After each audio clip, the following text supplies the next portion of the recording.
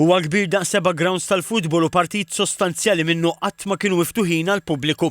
Park l-Inħawi fil-Fgura huwa wieħed miż-żoni li fihom għaddej xogħol minn Project Green fost swar siġar taċ-ċitru saħansitra radam minn żmien it-tieni gwerra dinjija li ftit qatt kienu jafu dwarhom qabel. Qegħdin ġo park l-Inħawi ġewwa l-Fgura qed nitkellmu fuq medda tar ta' 50,000 metru kwadru. Il-fatt huwa wieħed mill-ikbar proġetti li għandna bħalissa għaddejjin hemm sar investiment tal-fuq minn 4 miljun euro li parti minnhom huma minn fondi Ewropej. Iż-żona li ninsab fiha qatt ma kienet aċċessibbli għal pubbliku bekk nistgħu ngħidu li se nkunu qed niskopru biċċa ġdida minn Malta għexieren ta' siġar kif ukoll il-wirt storiku u kulturali warajja. Ma' TVM News il-Perit Benjamin Vassallo kap tad-disin tal-proġetti ta' Project Green jinnota l-fatt li l-aktar parti miftuħa ta' dan il-park li għaddej ix-xogħol fuqu huwa mdawwar biswar u anke bib tal-kavallieri li fuqu mistenni jsir xogħol ta' restawr minn entità separata minn Project Green. Dik li tidher qisha għolja żgħira fil-fatt hija munzell radam u ġebel li ntrema f'dan il-post minn żmien il-gwerra.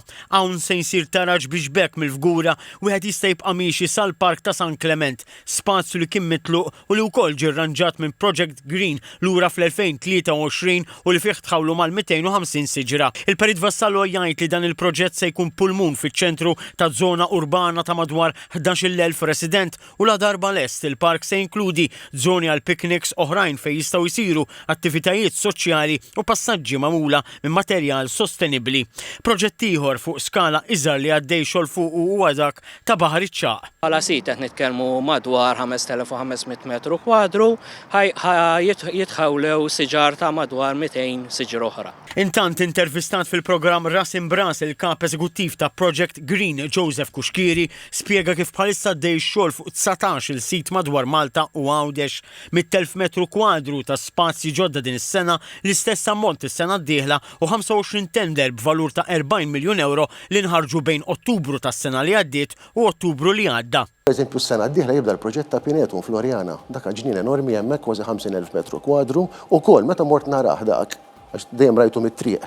Però meta titla fuq u tmur fuq wara, għandek barracks tal-Ingliżi hemmhekk fejn kienu jistorjaw il-bullets u l-ammunition, għandek anke element ta' swar li ħejġu restawrati u kolġi ħadd inħol anke hemmhekk esperjenza ġdida. Mistoqsi dwar kritika li qed jiġu inawgurati spazji li huma diġà eżistenti, is-Sur Kuxkiri tenna li l-impenn tal-Aġenzija li mhux biss se tirriabilita żoni abbandonati iżda tara wkoll li jibqgħu jiġu mantenuti bilan li l-investiment li jkun sar jibqa' jitgawda mill-familji li jżuru dawn l-ispazji.